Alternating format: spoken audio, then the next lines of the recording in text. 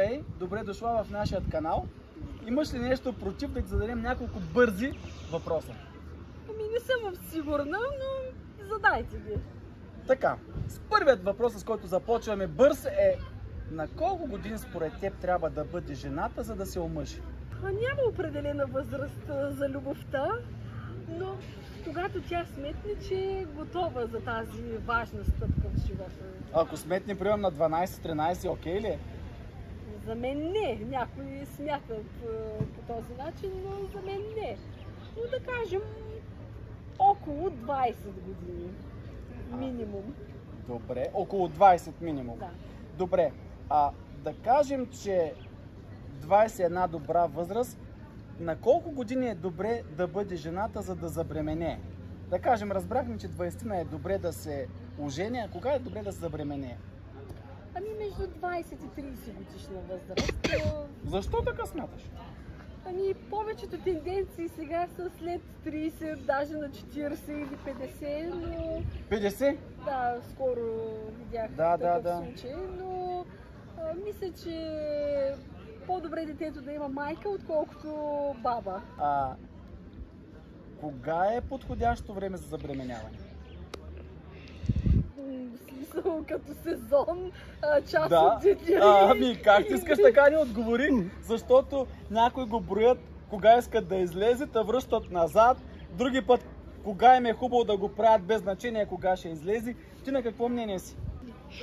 Аз съм на мнение, че децата са дар от Господа и когато Той прецени да даде този дар, тогава... В подходящо време ти го дава и всичко тези става. сметки, изчисления, калкулации... Това е като най-добър месец, най-добра дата, Да. разни календари, мъжко, женско. Далеч съм от това. Божиите работи да не са месени. Аха. Той означава, че колко долу-горе трябва да е минало след като жената е оженена, че да забременей? Омъжена, да, извинявай. Ами, съдейки от личния си опит, аз когато се омъжих, исках да си поживея, да се насладя на семейния си живот. И успя ли? Да, успях. Успяхме. Поживяхме се, насладихме се на семейния живот. Преди да предприема тази сериозна стъпка в живота си. На колко години би дала дъщеря ти да се гримира? Хипотетично имам две дъщери. Цели две? Цели две. А гримират ли се? Гримират се. Да. Не едната от тях, другата все още е малка. И кога й позволих на голямата? На около 13. Всъщност, като се появиха първите пъпки. Първите пъпки да ги прикрием с фондютен грим. Да. След като си забременяла, какво би яла по време на бременността? По време на бременност бях много внимателна с храненето. Аз по принцип гледам да се храня здравословно. Така че елиминирах всякакви храни, които биха навредили на бебето. Имало ли е прищевки от рода на: скъпи, върви да ми купиш ягоди в 12 часа посред нощ, или върви да ми вземеш това, еде ми се това, еде ми се онова? Не, аз не съм от хората, които се ръководят от апетита си. Добре. Сега е времето на европейското. Нека да си представим, че имаш момченци. На колко години би му дало да пие една биричка? По принцип на николко години не му бих дала биричка. 0%? Безалкохолна може, да. Да, на колко години според тебе би било подходяща възраст момченцето ти да опита безалкохолна биричка? Когато е тинейджър. Когато е тинейджър. Ако имаш момиче, би ли му дала, когато е тинейджърка, да опита? Да. Но безалкохолна да е. Говорим само за зирото. Така. Откъде една жена трябва да си намери мъж? Къде не е от магазина всеки случай? Не знам, аз не съм си търсил, затова питам жените. Къде да се намери? И тук мисля, че Бог среща хората и трябва да чакаш да се появи подходящия принц, Бог да ти го изпрати. Мога ли да стоя вкъщи да чакам да се появи и да не правя нищо? Не да се заключиш, но пък и не да тръгнеш на лов с пушката или Да. с въдицата. Добре, има ли някакви ивенти, които можеш да посещаваш или нещо да се случи, за да си намериш мъж или не? Той ако ще си и твой, ще си дойде. Да. Правилно, за какво да се хабиш? Добре, имаш дете, 1, 2, на колко години трябва да бъдат те, за да имат собствена стая? Моите деца имаха собствена стая от първия ден, като ги изписаха от родилното. Имаш си детето, родило се и мъжът. Има си и стая даже. Има си и стая и забелязваш, че мъжът ти обръща повече внимание на детето, отколкото на теб. Това би ли те подразнило? Обикновено е обратното. Майките обръщат повече внимание на децата, отколкото бащите. Не съм съгласен твърде с теб, но да кажем, че е така. Сега говорим за такъв, който обръща внимание. Не, даже бих се радвала, защото рядко са бащите, които обръщат внимание на децата си, така че това не би ме дразнило. Това не би събудило ревност в теб. Не. На колко годишна възраст би му дала да яде захар?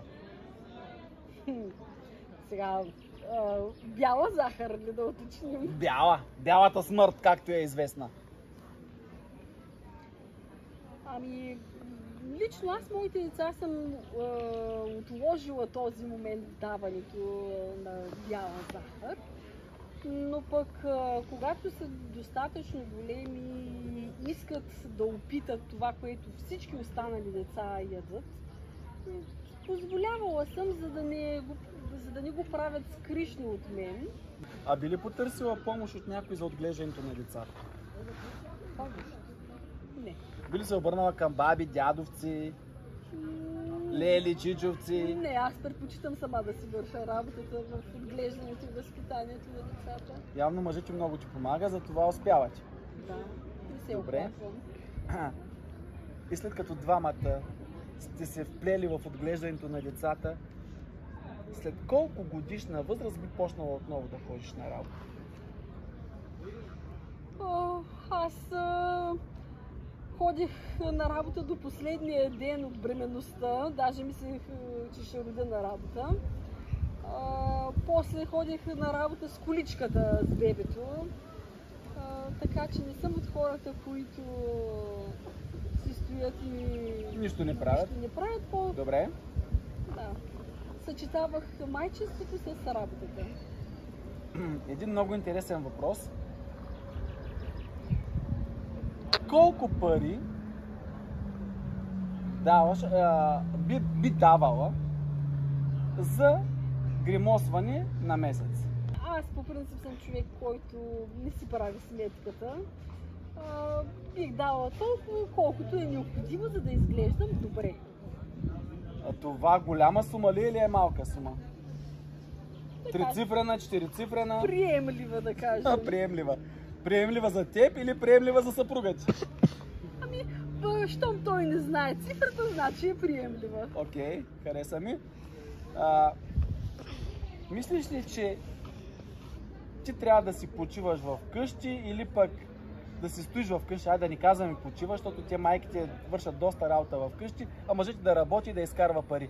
Не, лично аз не се чувствам комфортно. Да, защото добре. Така все едно някой ме издържа, нищо, че върша двойно повече работа, но няма да имам самочувствие, ако трябва да искам пари от някой друг, да се моля на мъжа си да ми дава пари. Джоб да ти дава? Да. Добре. Мъжите изнервят ли жените? Вира са както и жените мъжете. То е двустранно. Да, взаимно се изнервяме, търпим се.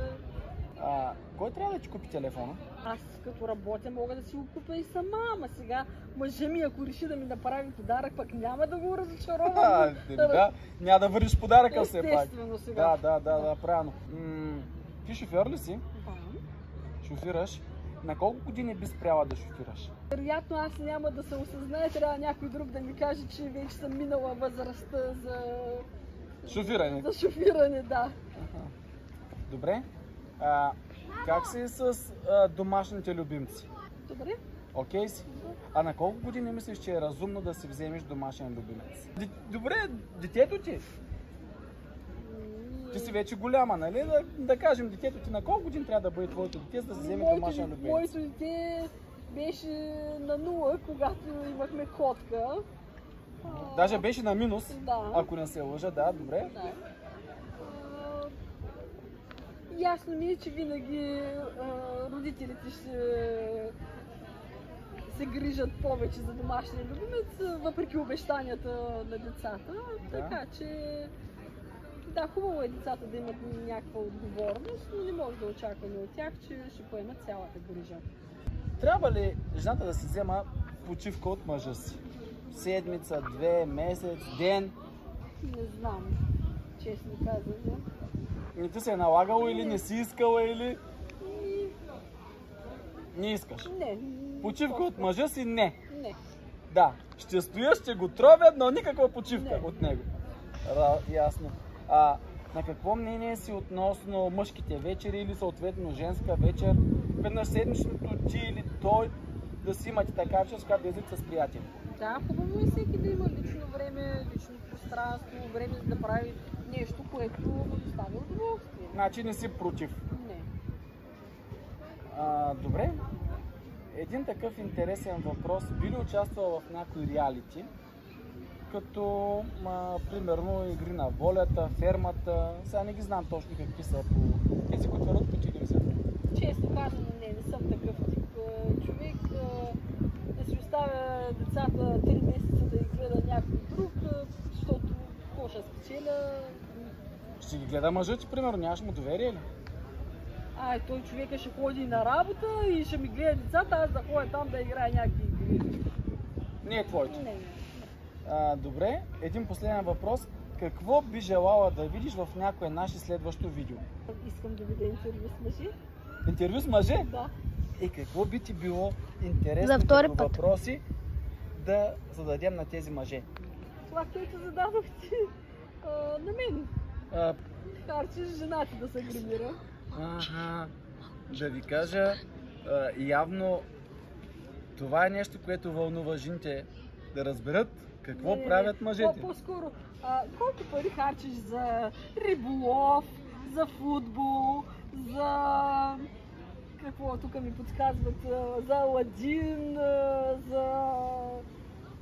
Но колата няма проблем за нея. Колко пари харчи мъжете за колата, това не е проблем, нали? Ще запазя, ще се въздържа от коментар по този въпрос. Ще се постараем да удовлетворим твоето желание. Благодаря ти, че беше наш гост днес.